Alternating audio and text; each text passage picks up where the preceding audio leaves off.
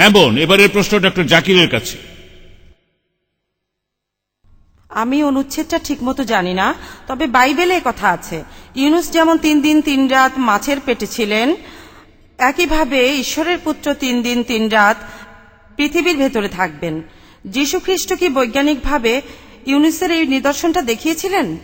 বোন, আপনি যে অনুচ্ছেদটার কথা বলছেন সেটা আছে বাইবেলের গসপেল অফ ম্যাথিউ 12 নম্বর অধ্যায়ের 38 থেকে 40 অনুচ্ছেদে।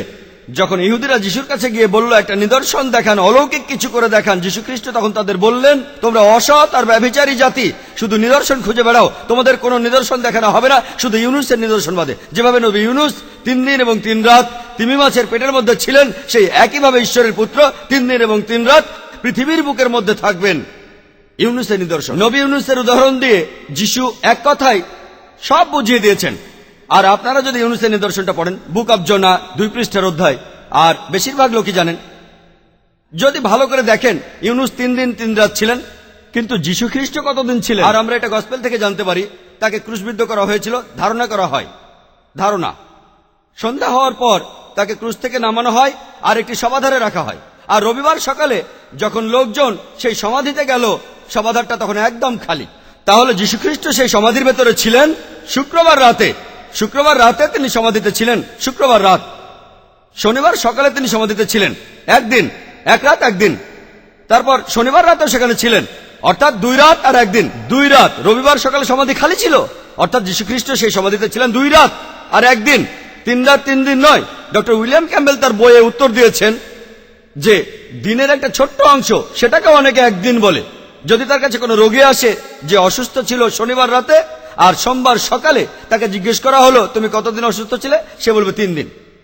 ঠিক আছে, মেনে নিলাম, একমত হয়ে মেনে নিলাম, আমি খুবই উদার। আপনি বললেন দিনের একটা অংশ মানে পুরো দিন, মেনে নিলাম। তাহলে শনিবার দিনের একটা অংশ পুরো দিন, রবিবার দিনের একটা অংশ পুরো দিন, মেনে নিলাম, ভালো। সোমবার দিনের একটা অংশ পুরো একদিন, কোনো সমস্যা নেই। যদি রোগী বলে 3 দিন, আপত্তি করবো না। কিন্তু কোন রোগী কখনোই বলবে না 3 দিন আর 3 রাত। চ্যালেঞ্জ করলাম আমি, আলহামদুলিল্লাহ, আমি অনেক রোগী দেখেছি, আমি এখনো এমন কোন রোগী দেখিনি, এমনকি খ্রিস্টান মিশনারি সহ, যে আমাকে এভাবে বলবে, ধরলাম সে গতকালের আগের রাত থেকে অসুস্থ, আর সে বলছে 3 দিন 3 রাত অসুস্থ। যীশু খ্রিস্ট এখানে শুধু 3 দিনের কথা বলেননি, যীশু খ্রিস্ট এখানে বলেছিলেন 3 দিন আর 3 রাত। তাহলে এটা একটা গাণিতিক ভুল, বৈজ্ঞানিকভাবে যীশু খ্রিস্ট এই কাজটা করে দেখাননি। আর এছাড়াও যিশু বলেছিলেন ইউনুস যেভাবে ছিলেন ঈশ্বরের পুত্র সেভাবেই থাকবেন। ইউনুস কিভাবে ছিলেন?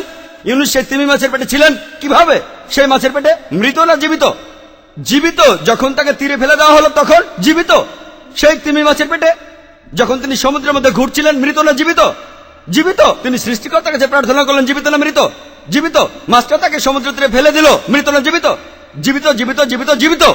যখন কোন খ্রিস্টানকে জিজ্ঞেস করি সেই সমাধি কক্ষের ভেতরে যিশু কিভাবে ছিলেন, সেই সমাধারে জীবিত না মৃত, তারা বলবে মৃত। জীবিত, আলহামদুলিল্লাহ। আপনি কি খ্রিস্টান? যদি তিনি জীবিত থাকেন, আলহামদুলিল্লাহ, তাকে ক্রুশবিদ্ধ করা হয়নি। যদি তিনি মৃত হন, তাহলে নিদর্শনটা দেখাননি। আমার ভিডিও ক্যাসেট দেখতে পারেন, was Jesus peace be upon really crucified. আমি প্রমাণ করেছি যিশু খ্রিস্টকে ক্রুশবিদ্ধ করা হয়নি। পবিত্র কোরআনে সূরা নিসার 157 নম্বর আয়াতে উল্লেখ আছে, ওয়া মা কাতালু ওয়া মা সালাবুহু, তাহারা তাহাকে হত্যা করে নাই, ক্রুশবিদ্ধ করে নাই, কিন্তু তাহাদের এরূপ হইয়াছিল। ধন্যবাদ ডক্টর।